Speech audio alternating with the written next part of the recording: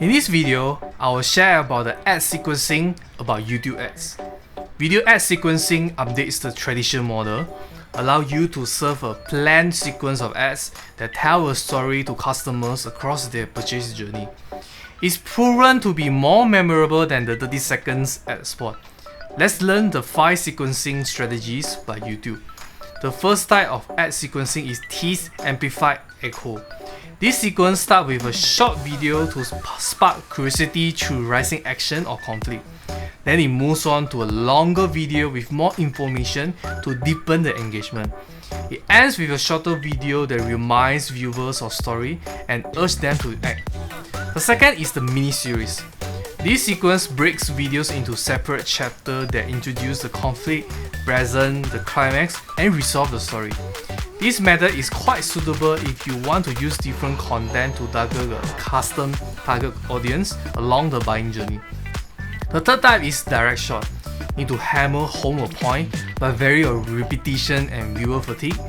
This sequence uses 4 to 6 videos to present the same idea from different angles, and is great for customizing content based on what the viewer is about to watch.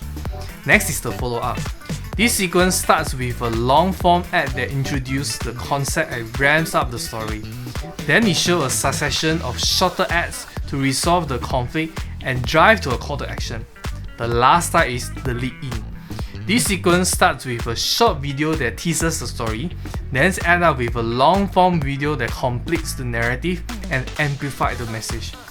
Which sequence should you start with? Pick a campaign goal. Then explore the average length of each sequence over a single 30-second TrueView YouTube ad viewed multiple times.